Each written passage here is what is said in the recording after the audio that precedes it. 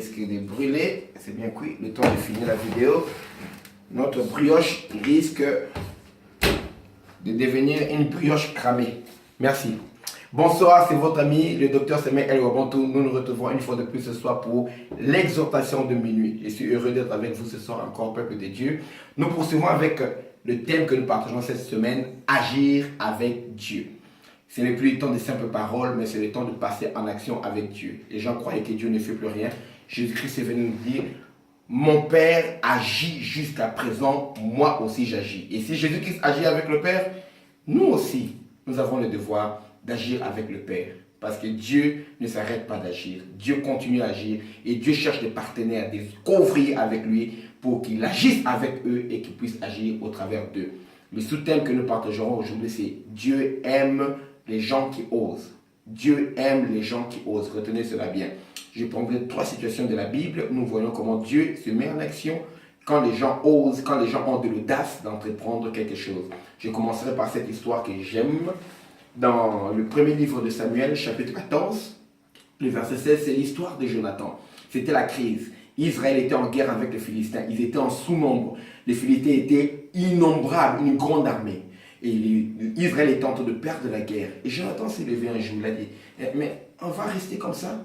Écoutez ce qu'il a dit à son jeune homme, son serviteur qui était avec lui. 1 Samuel 14, verset 6, la Bible déclare, Jonathan dit au jeune homme qui portait ses armes, viens et poussons jusqu'au poste de ces incirconcis.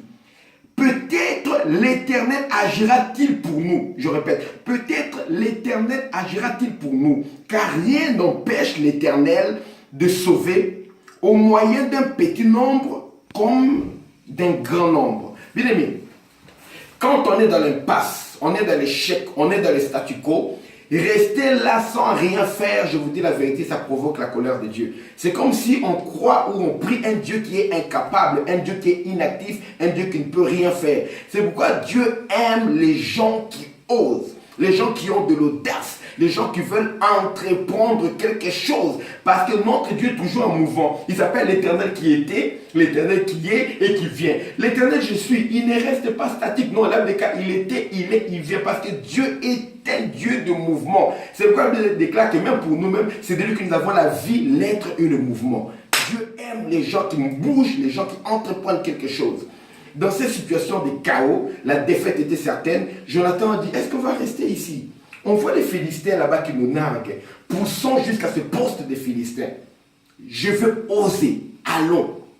Peut-être l'Éternel agira avec nous. Écoute, quand tu prends la décision d'agir, sache que Dieu s'élève. J'aime beaucoup cette chanson d'une des langues de la République démocratique du Congo d'où je suis originaire. Une des langues du centre de la République démocratique du Congo, la langue Luba, donc le Chiluba. Il y a un terme dans cette langue, quand on loue Dieu, il y a un terme qui dit Nzambi Tuluka Wendamajunga. Ça veut dire que Seigneur, lève-toi et marche comme un héros. C'est-à-dire qu'on demande à Dieu de s'élever et de descendre, de commencer à marcher comme un héros. Dieu vient entrer en action dans ma vie. Ça veut dire que quand tu décides d'agir, Dieu s'élève déjà. Et quand tu te mets en action, Dieu descend et il déploie sa marche de héros. Quand un héros marche avec fierté, ça veut dire que personne ne peut le défier. Et celui qui ose verra sa force se manifester. Quand Dieu se met en action dans ta vie, parce que toi tu te mets en action, en confiance en lui, sache que la portée du résultat sera au-delà de l'effort que toi tu viens de fournir. Dieu va décupler, il va centuplier, il va multiplier la puissance, l'énergie, la force que toi tu as mis en action pour entreprendre quelque chose avec la foi, l'audace que tu as au nom de Dieu. Jonathan dit, je vais me lever pour aller au poste des Philistins. Peut-être que l'Éternel sera avec nous. Peut-être que l'Éternel agira pour nous. Bien aimé, quand tu te décides, tu as confiance en l'Éternel, que Dieu peut agir avec toi et tu te mets en action, tu oses relever les défis, sache que tu déploies l'armée de Dieu. Dieu lui-même va venir et il va démontrer sa force. Là, nous avons vu pour Jonathan. Allons encore dans une autre histoire, dans le premier livre, dans le deuxième livre de Rois, le chapitre 7. Là, on lira, c'est tout le passage, vous pourrez lire à la maison du premier verset jusqu'au 20e verset. Moi, je vais lire juste les 2 ou 3 premiers versets. C'était le siège de Samarie. Il y avait la famine. Les gens commençaient même à manger les excréments des pigeons. Ça se vendait à prix d'or. Et dans ce moment de crise, écoutez ce que l'homme de Dieu est venu dire. Élisée dit, écoutez la parole de l'Éternel. Ainsi parle l'Éternel. Demain à cette heure, on aura une mesure de fleur de farine pour un cycle et 2 mesures d'orge pour un cycle à la porte de Samarie. L'officier sur la main duquel s'appuyait le roi répondit à l'homme de Dieu. Quand l'Éternel ferait des fenêtres au ciel, pareille chose arriverait-elle? Élisée lui dit, tu le verras de tes yeux, mais tu n'en mangeras pas. Il y avait à l'entrée de la porte de Samarie 4 lépreux, 4 infirmes, 4 personnes délaissées, abandonnées, des cast-outs, des gens qui sont rejetés hors de la ville parce qu'ils sont malpropres, malades, infirmes, inaptes. 4 lépreux qui se disent l'un à l'autre, quoi? Resterons-nous ici jusqu'à ce que nous mourions? Si nous songeons à entrer dans la ville, la famille est dans la ville, nous y mourrons. Et si nous restons ici, nous mourrons également. Allons nous jeter dans les camps des Syriens. S'ils nous laissent vivre, nous vivons. S'ils nous font mourir, nous mourrons. Oh bien aimé. Des gens, des lépreux, des malades, des infirmes, des gens qu'on ne pouvait pas accepter dans la ville, qui étaient hors de la ville. Mais ils se sont mis en action, ils sont décidés de se mettre en action. Ils ont dit, si nous restons ici, nous connaissons les résultats, nous allons mourir. Mais si nous allons de l'autre côté, si les Syriens nous tuent, nous mourrons. Même résultat qu'ici. Mais il y a 50% de chances de l'autre côté. Il dit, s'ils nous laissent vivre, nous vivons.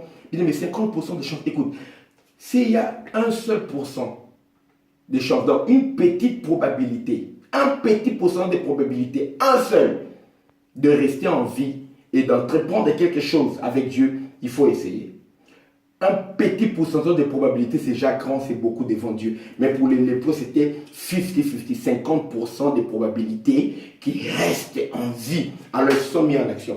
Dès qu'ils sont mis en marche, vous savez, les lépreux marchent avec des doigts, des orteils qui sont déjà tombés. Certains sont encore là, mais s'ils heurtent une pierre, ils vont se faire mal. Ils marchent doucement. Là, quand ils sont mis en marche, Dieu a fait entendre dans les camps des Syriens le bruit des chars. C'est ce que je vous ai dit.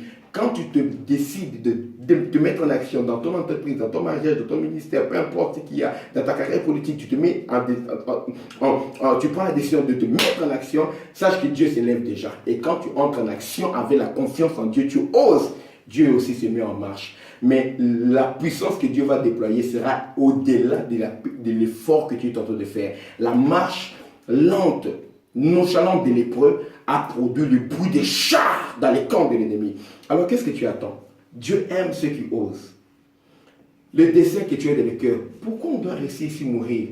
Dieu ne vient pas Dieu avec une prophétie. Écoutez, je vais être avec... Non, non. L'homme de Dieu a déjà parlé, mais comment Dieu va agir, on ne sait pas. Il a dit, demain, on aura la nourriture en abondance. Mais les gens sont assis en train d'attendre la prophétie. Nous ne sommes pas des gens qui attendent la prophétie. Nous sommes des gens qui nous lèvons pour agir, pour voir la prophétie arriver. Jésus a dit, quand vous évangéliserez, je vous prêcherai le monde des nations. Quand vous allez prêcher toute une nation, c'est alors que viendra la fin. Nous attendons la venue de Christ par notre action. Nous attendons l'accomplissement de la prophétie. Nous l'attendons en action. Nous agissons parce que Jésus a dit, mon Père agit jusqu'à présent, moi aussi j'agis. Et si mon Maître Jésus agit jusqu'à présent, moi aussi j'agis. Ose entreprendre quelque chose, même si la situation est dans une situation d'impasse. On dit impossible. Rappelez-vous, ce qui est impossible, ça en fait que c'est la spécialité de Dieu. Quand tu es dans une situation impossible, donc tu entres dans la spécialité de Dieu. Si tu as une invitation de Dieu pour qu'il puisse se manifester dans ta vie, pour que Dieu puisse voir, te montrer la divinité dans la situation naturelle ou bien impossible, catastrophique que tu es en train de vivre. Mets-toi en action, ose entreprendre quelque chose et Dieu se mettra en action aussi avec toi, mais dans une proportion au-delà de l'effort que tu vas fournir. Je vais lire un dernier passage, c'est dans Matthieu chapitre 9. J'aime beaucoup cette histoire. Nous lirons le verset 20 et le verset 21. Écoutez, il déclare, Matthieu 9, 20, 21, oh, Dieu aime ceux qui osent. Et voici une femme atteinte d'une perte de sang depuis 12 ans, s'approcha par derrière et toucha le bord de son vêtement. Car elle disait en elle-même, on ne lui a pas prêché, si je puis seulement toucher son vêtement, je serai guéri. Et Jésus se retourna et dit en la voyant, prends courage ma fille, ta foi t'a guéri. Et cette femme fut guérie à l'heure même. Écoutez, cette femme qui a la perte de sang, Si elle se montrait en public, elle était condamnée à mort selon la loi juive. On devait la lapider et la tuer. Si elle criait comme Bartimée avait crié, fils de David, aie pitié de moi. Le temps qu'elle crie, on allait la voir, la prendre, la tuer. Elle n'avait aucune chance. Elle a dit, je vais aller en cachette. Je ne peux pas me présenter pour crier, pour qu'ils puissent m'écouter, me regarder. Mais seulement, je vais faire quelque chose. Je vais oser. Et elle a créé une formule par laquelle Dieu va la guérir. Ce n'était pas écrit dans la Bible. Personne n'a fait cela avant elle. Mais elle s'est décidée elle-même. Je crois que Dieu est puissant. Si je peux toucher le bord de son vêtement, lui, le Christ, j'ai entendu tout ce qu'il a fait. Si je touche le bord de son vêtement, je sais que je serai guéri. C'est sa propre prédication. Bien, mais décide. Seigneur, je vais agir avec toi. Voici ce que je veux que tu puisses faire. Oh, la prophétie, non, pas de prophétie. Je vais faire. Écoutez, Josué a dit, Seigneur, arrête le soleil. Je ne sais pas comment tu vas faire. Parce que si tu laisses la nuit tomber, nos adversaires allaient fuir. On ne pourra pas les rattraper la nuit. Ils vont se reposer, reprendre de force. Demain, on reprendra le combat. On a souffert. Seigneur, arrête la course du soleil. Le soleil s'est déjà arrêté auparavant? Non. Quelqu'un a déjà fait cette prière-là? Non. Dieu avait dit j'arrêterai le soleil? Non. Il a inventé la formule par laquelle Dieu va l'exaucer. La formule par laquelle Dieu devait l'exaucer, c'est lui qui l'a inventé. Comme cette femme, comme Josué également. Et Dieu a arrêté la course du soleil. Ils ont combattu jusqu'à la victoire. Cette femme également, elle a dit, écoutez, je vais toucher. Il ne va pas m'imposer les mains. Il ne va pas prendre sa salive me toucher. Je ne sais pas, non, moi je vais toucher. C'est moi qui veux le toucher. Et je vais agir. Et je sais que quand j'agirai avec Dieu, Dieu aussi se manifestera. Mais la puissance, la vertu qui est sortie de Dieu, la force qui est sortie de Dieu, sera au-delà de l'effort que tu as pu faire pour étendre la main. Il faut simplement oser. Alors lève-toi, ose. Les desseins que Dieu met dans ton cœur, tel projet, je vais faire tel voyage. Non, c'est le moment pour moi de me marier. Je crois que je vais entreprendre quelque chose. Je crois que je vais chercher le travail. Je crois que je vais chercher... Bien aimé, ce qui monte dans ton cœur là, ose. Le statu quo n'amène à rien et Dieu déteste les gens qui restent là sans rien faire. Notre Dieu, c'est un Dieu qui se met en action. Notre Dieu, c'est un Dieu qui se met toujours en mouvement. Et Dieu se met en mouvement avec ceux qui se mettent en mouvement. Vous comprenez? La Bible dit que Dieu se promène sur les ailes du vent. Or, il fait des vents ses messagers. C'est-à-dire que Dieu se met en action, il se déplace avec ses messagers. Ceux qui se mettent en action avec Dieu, c'est avec eux que Dieu avance. Vous avez compris la révélation? Et retenez cela. Alors, lève-toi, ose faire quelque chose, ose entreprendre quelque chose, et confiance à la parole de Dieu, et confiance à une révélation que Dieu a donnée, et confiance à la puissance, à la capacité de Dieu, qu'il est capable d'arrêter le soleil, il est capable d'ouvrir les portes, il est capable de donner les documents que tu as besoin pour ouvrir ton entreprise, alors qu'on a dit que le secteur est bouché. Il est capable d'ouvrir les portes, il est capable de libérer un pays, une nation au travers de toi. Fils d'ouvrier, tu as été élevé par une veuve. Dieu est capable de faire de toi le leader de ta nation. Dieu est capable de faire de toi une grande dame dans les domaines qui étaient réservés qu'aux hommes. On ne refusait aucune forme d'avoir accès. Tu vas être la première dame qui va avoir accès à ce poste-là. Si tu oses agir avec Dieu. Car Dieu aime les gens qui osent. Alors bien aimés, retrouvons-nous encore demain. Samedi, nous allons conclure avec cet enseignement, agir avec Dieu. Avec la parole de Dieu, j'aimerais t'amener à faire de sorte que l'action de Dieu soit permanente, réelle et visible dans ta vie, pour que les gens reconnaissent que Dieu est avec toi. Dieu est invisible, mais il devient visible au travers de ce qu'il fait dans la vie de ceux qui lui font confiance. Agir avec Dieu. Si ce message t'a édifié, et ce message est gratuit, partage-le également avec d'autres personnes sur ton mur des réseaux sociaux pour que d'autres personnes également soient édifiées. C'est sur Facebook, c'est également sur YouTube. Prends le lien, partage-le et les gens qui seront bénis au travers de toi, Dieu te bénira également en retour. Car la Bible déclare que l'arroseur sera lui-même arrosé. Alors si vous avez été édifié, n'hésitez pas à me téléphoner. Je suis en France au 0033 751 096 318. Si cette parole vous a édifié, téléphonez-moi, dites-moi ce que vous pensez. Communiquez-moi vos sujets de prière, dites-moi les défis qui sont dans vos vies et je pourrai prier avec vous parce que je sais que mon Dieu, c'est un Dieu aux capacités illimitées. Jésus a dit, mon Père agit jusqu'à présent, moi aussi j'agis. Et je vous dis, le Seigneur Jésus agit jusqu'à présent. Moi aussi, Dr Samuel El Wabantou, j'agis au nom de Jésus. Et j'invite tout le monde, bien sûr, à retourner à la parole. Que Dieu vous bénisse, nous nous retrouvons demain. Merci.